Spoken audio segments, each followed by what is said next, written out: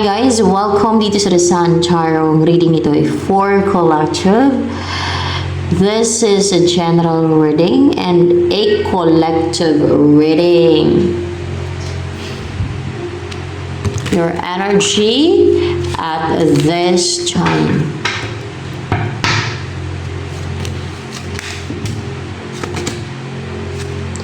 Maria, Ave Maria. Na, na, na, na, na, na, na, na. Wala ka na ganang mag-spy, magbantay sa buhay ng iba. wala ka nang interest na makichismis o mangbantay sa person mo, sa buhay ng iba. Yung magmatsyag mag-obserba, ganyan. Yung maging curious ka sa buhay ng kapitbahay. Okay, maging curious ka kung ano ginagawa ng person mo na yun ang spite ng stalk. Ayaw mo na, hindi ka na interesado. And you're starting to grow. Nagsimula ka na mag-grow. O yung nag-grow na din yung isipan mo na hindi ka na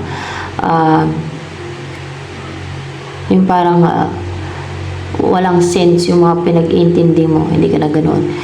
Nag-grow ka na, nagiging productive o magiging productive. Nag-umpisa na sumibol ka, magkaugat, no? At mag-grow as a person. Ayan. Na maging firm, stable, secured na yung buhay mo, na maging consistent ka na sa kung ano man yung sisimulan mo o umpisan mo, work man o career or relationship o love life, no? Continuous na nag-grow yan. Na you will be committed, na hindi ka na distracted na mga kung ano yung nasa paligid mo na makakuha ng interest mo ba, ng ganun. Nawala ka ng mga pala sa mga machika mo, marinig mo, sa malaman mo tungkol sa ibang tao. Wala ka talagang mapala eh. Pag mga chismis na yan o yung buhay na iba ang bantayan mo, sampo lang yan ha. Kung ano man yung buhay ng person mo, lalo kung wala na din kayo, di ba? So ano pa? Ang energy mo yun. Hierophant in reverse. Nagiging unorthodox ka. Parang may shortcut na nangyari sa buhay mo ba? Parang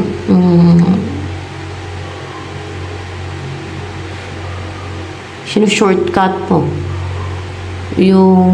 yung path mo. Nag-shortcut ka. Yung path mo, nag-shortcut ka. Ano yun? Ikaw ba yung mismong nagpadali niyan o nagpa-shortcut ng path mo? O, ikaw yan. Para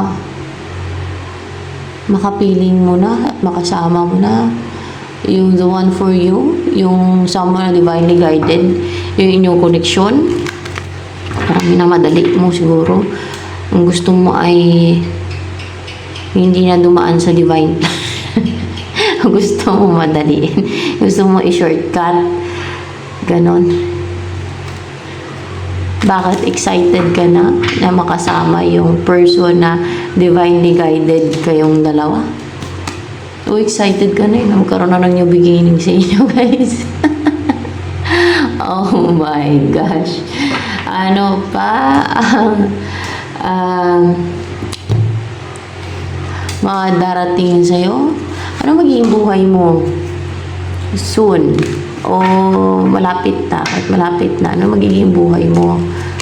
Tingnan natin. Sight, clouds.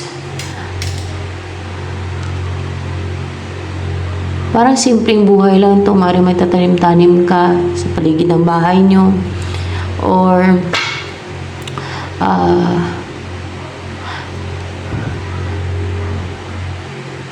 Mag-uumpisa ka na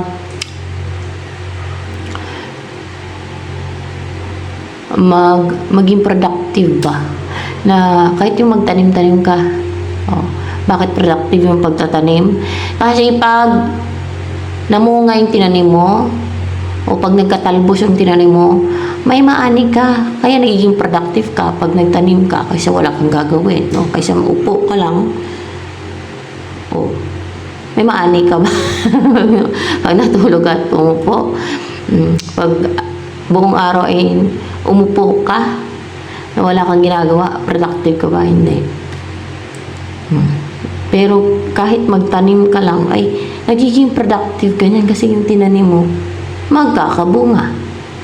May makuha kang bunga, may harvest ka, may makukuha kang talbos. No? Oh, nag-umpisa ka na maging practical. Nag-isip. Yung grounded. Naisip mo yung first stability na.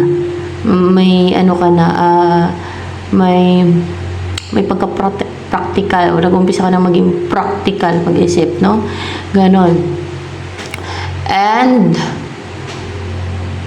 wala namang dapat ikahiya sa pagtatanim. Yung ikinakahiya yung pagtatanim, masosyal yan. At matamad magtanim yan, guys.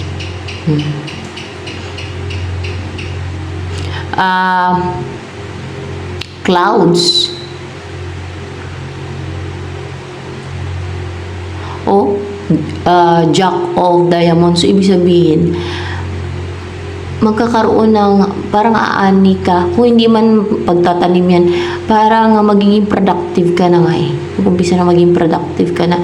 Yung hard work mo, at kung ano man yung pinagpaguran mo, o kung ano man yung ginawa mo, kung ano man yung trabaho mo, ay magkakaroon siya ng bunga. Kikita yan, o maging productive yan. Mag-create ng money yan, no? Or basta mag-benefit ka. Ayan. Hindi useless ang iyong pagod. And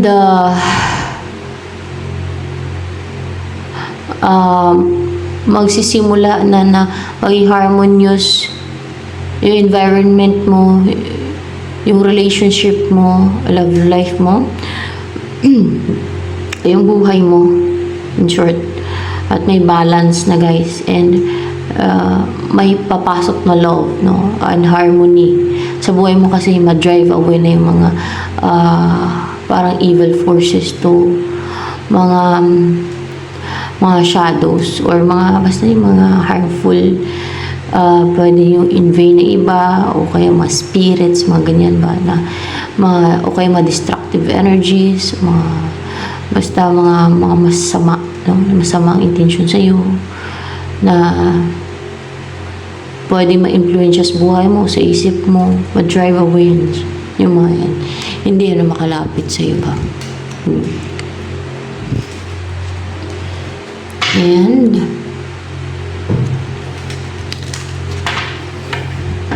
anong mga pagbabago sa buhay mo? Ano magiging buhay mo? Ano nakalaan? Anong nakalaan na buhay for you? Tingnan natin. Lilies. Magkakaroon ka ng partner, oh. Yung palaka, dalawa, oh. Parang king and queen, na palaka, no? May komportable ka. You will feel peace at home and relaxed, calm, comfortable, and healed in love. Sa water. Sumisimbolo ng emotion yan, feelings, mga ganyan, water.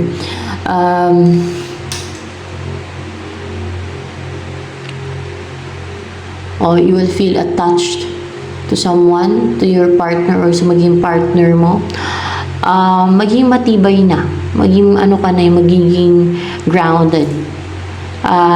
Parang angkla na kumakapit, na hindi ka matatangay ng mga problema, na agos, na hindi ka na ma-sway hindi ka na madala ng mga alon ng buhay, ng agos ng buhay. Parang ganun ba? Kung sa angkla pa, kung sa bangka pa, pag may angkla, na nilaglag yung angkla sa ilalim, ay hindi matatangay. Basta-basta. Yung bangka.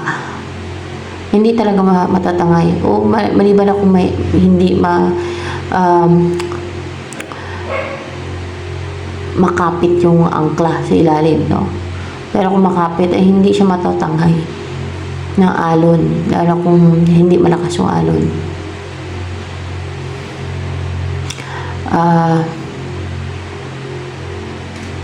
Ayan. And anchor.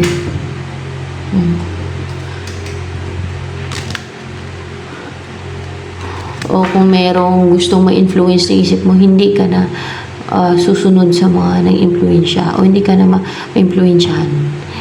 Hindi ka na matatangay, hindi ka na madadala ng kanilang ma-influences. Ganon. Ay madadrive away pa itong mga evil forces na yan. So, ini-embody mo energy ngayon.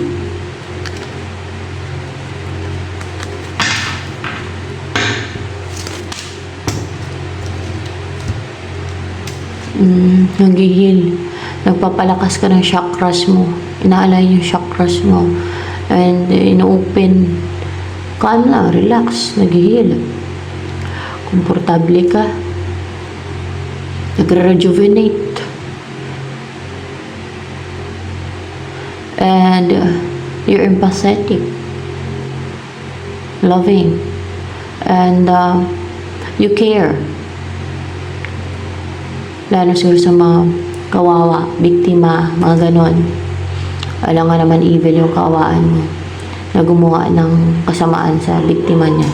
Of course, dun sa kawawa, dun sa mga biktima, dun sa, kunwari,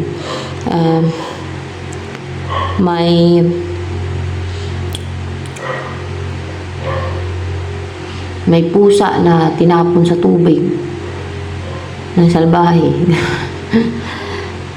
Parang gano'n. Talagang tutulungan mo yan. Gagawa ka ng paraan at tutulungan mo siya para maahon sa tubig yung pusa na yun. May habag ka, may hawak ka, may empathy ka, gano'n. And you offer a helping hand. Yung ganyan yan. Soft and feminine.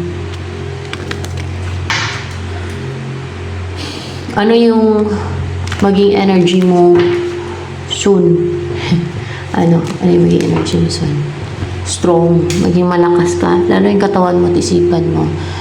At yung mga braso mo, kamay mo, katawan mo, maging malakas. Na you can lift heavy things. Kung maging energetic ka pati, syempre kailangan mo ng energy para ma-lift mo yung heavy things. No? So ano pa? Ang maging energy mo, or embody mo energy soon. Knowledge. Mag-acquire ka ng knowledge or maging napaka-knowledgeable mo. May mga malalaman kang knowledge, may ma-gain kang knowledge, o may ma-acquire kang knowledge na makikita ng mga tao kung gaano ka knowledgeable. Ano ba yan? Hindi. Mag-acquire ka ng knowledge. O kaya ay pwede din na malalaman ng mga tao na kung gaano ka, ng maraming tao, kung gaano ka knowledgeable, na you are a knowledgeable person, na madami ka palang alam, mga ganon, no? Hindi talaga maka-acquire ka ng knowledge yan. Mag-acquire ka ng knowledge pa. Mag-acquire ng knowledge.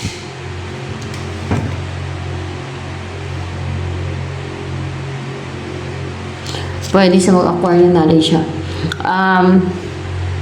Or else magtuturo ka ng knowledge. Magtuturo ka ng knowledge.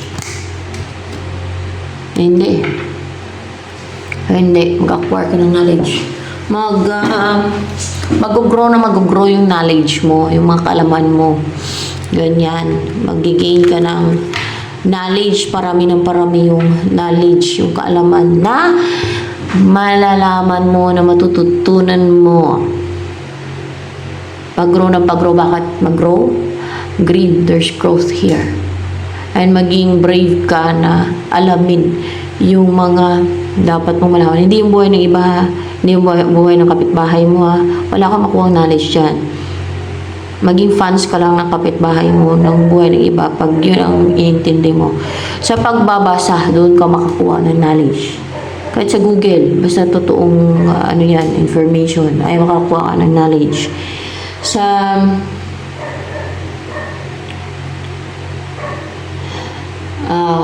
kung anong mga topic sa pagre-research. Hindi yung buhay ng iba, chismis yun.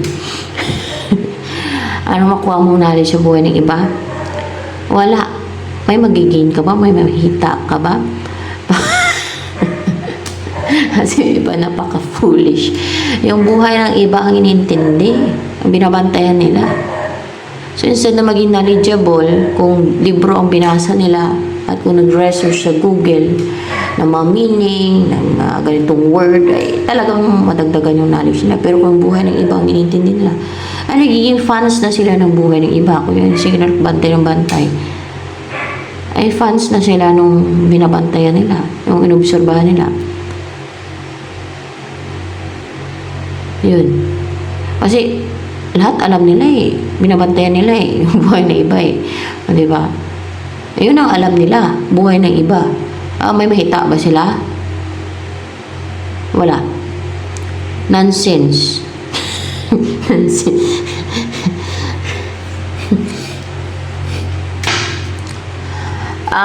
Well, ano yung mga darating sa'yo?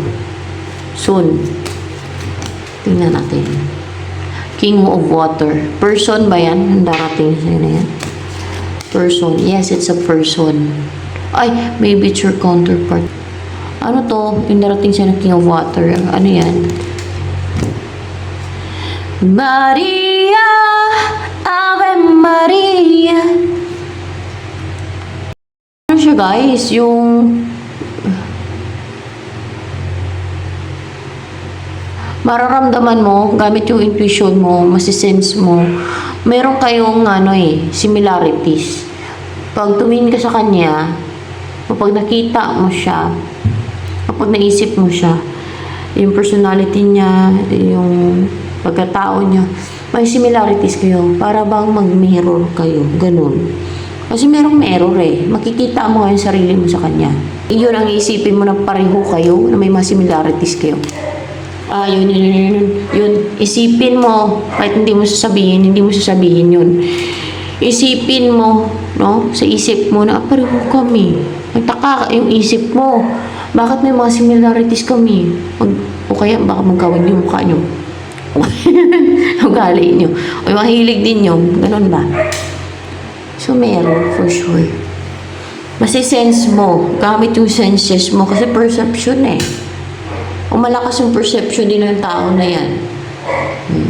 O masisense mo using your perception, your senses, na madami kayong pagkakapareho. O may mga similarities kayo, may isip mo yun. Hindi siya masabi.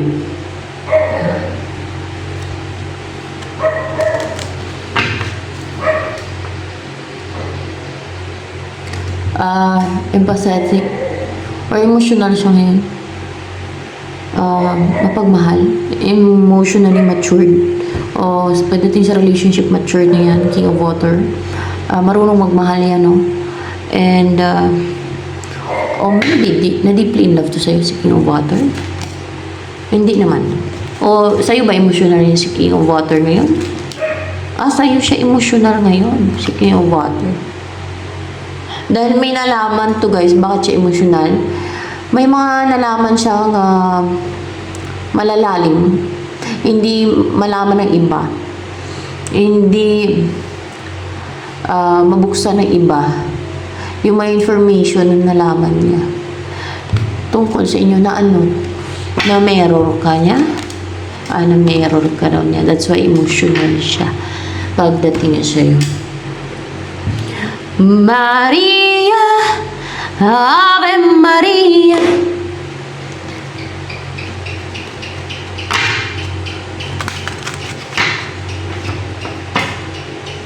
Kilala ka na niya. Ano feelings yun sa'yo ng King of Water na yun?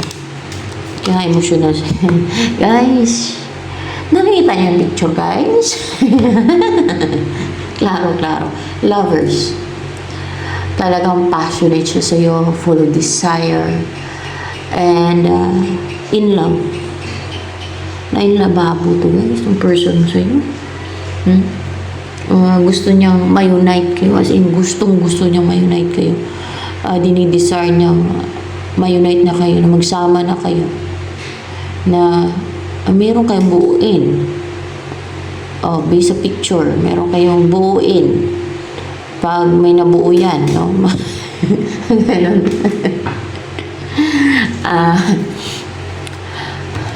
Full of passion, full of desire. Talagang umiinit siya. Naging hot. Talagang dinidesire niya ma-unite kayo, na maging isa na kayo, yung magsama na kayo. Yung maakap nyo na yung isa't isa. Mga ganun ba? Ano naman ang iniisip ni King of Water na yan sa'yo?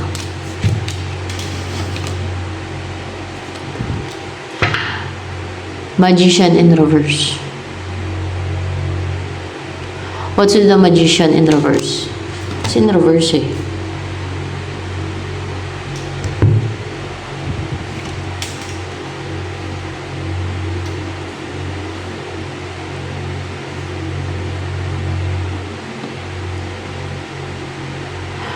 Yung mawala na yung influence ng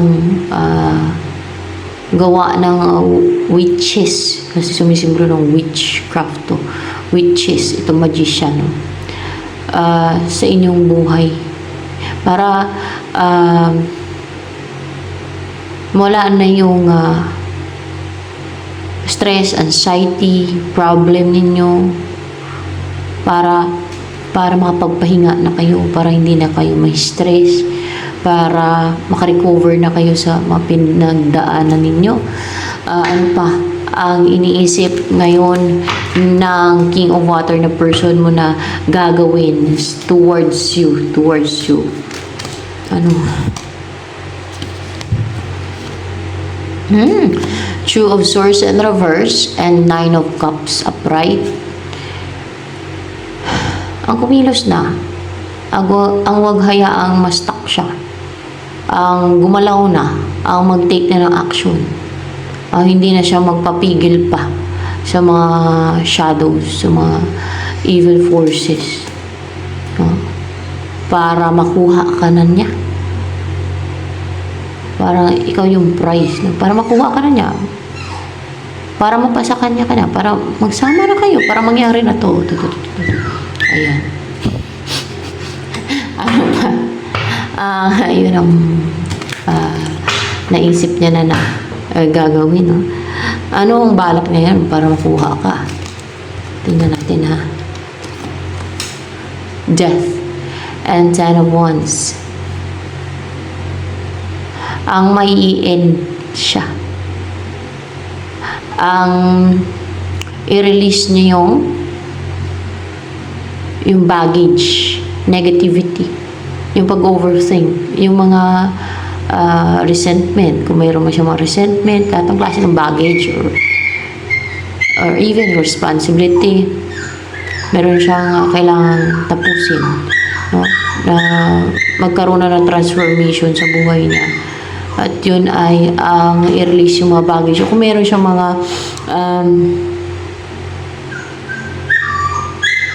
hindi binibitawan, ay bibitawan niya na yun. Kung ano man yung mga yan, na-i-end niya na. Kunwari kung may karelasyon siyang iba, o connect pa, yun yung i-release sa buhay niya. Yun ang bibitawan niya para ma-end na yun, no? Yung chapter na yun, yung phase na yun, yung connection niya sa iba, pwedeng gano'n, no? Na connection niya sa iba, o baggage, any baggage. Ano ang yung pag-overthink niya, yung negativities na daladala niya, yung sige siya karga ng negativities or baggage, Yun ang i-release niya na. Yun ang i-end niya. Yung sige siya karga ng baggage. Na i-leave niya na yun. Yung behind yung mga baggages na yun. Or even resentments. No? And, or fear, or any baggage.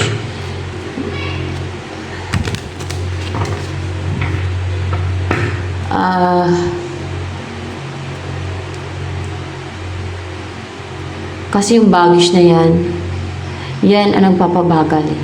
Yan ang parang nagpapadili. Yan ang parang nagpapa-hold back sa kanya pati. Yung mga baggage yan, like resentment, negative emotion, yung pagiging pessimistic, yung mga fear, di ba?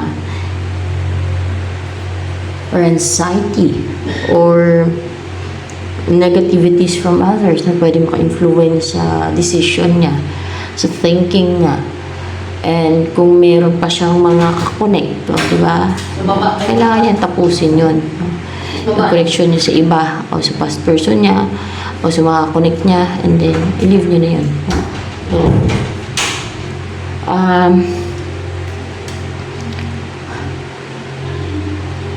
ano ang gusto sabihin sa'yo ni King of Water na person mo?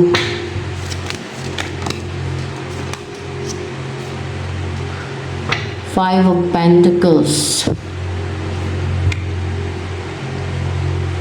Nahirapan daw siya na parang inisnab mo, hindi mo siya pinapansin.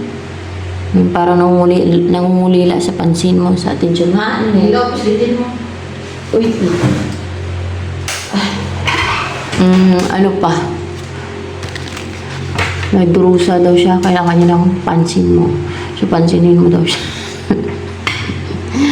Para hindi siya magdusa, para hindi siya mahirapan. Ano pa, o na left out na call siya, o na feeling na abandoned, gano'n. Ano pa, ang gusto sabihin sa'yo ni King of Water na to? And your eyes, I'm alive. Mahal ka niya, emotional siya sa'yo.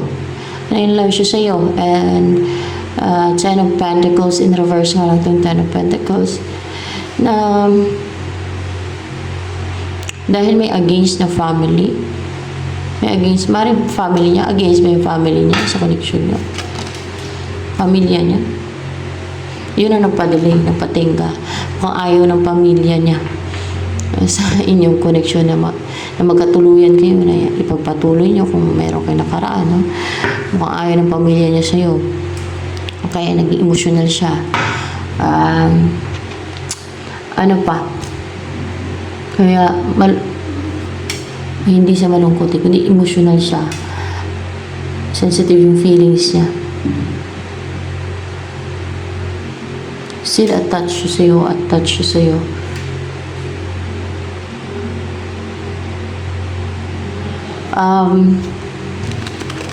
Ano yun? Yung pamilya na pumipigil sa kanya? Lately o dati na ipursu ka, pamilya niyang pumipigil. Pamilya niyang pumipigil na magkaroon ng union sa inyong dalawa. Pamilya niyang pumipigil sa kanya dahil ayaw nilang ma-unite kayo. Pamilya niya. Yun ang against. Kaya daw siya nagiging emotional dahil ayaw ng pamilya niya na ma-unite kayong dalawa. Ayun lang. Yung mahirap dyan kung ayaw ng pamilya niya. Handa ba to si King of Water na ipaglaban ka? Magtagumpay lang. Yes. Handa siyang ipaglaban ka. Yung pamilya niya, katulad ng nanay niya, tatay niya, tatanda yan sila. Tatanda ng tatanda. Siya, kung yung gusto ng family niya para sa kanya, ang asawahin niya, maging miserable siya eh. Kung hindi niya naman mahal at hindi niya gusto, hindi siya magiging masaya. Dahil kung sa'yo siya magiging masaya,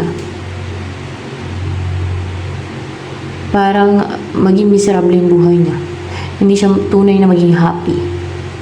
May bitter lang siya. ugali ka pamilya niya, lalo na yung nanay at tatay niya, hindi naman sila ang maging miserable. Hindi sila ang misyon. Hindi yung person mo. Ganun. Ay, nako guys. So, ito na lamang for collective reading.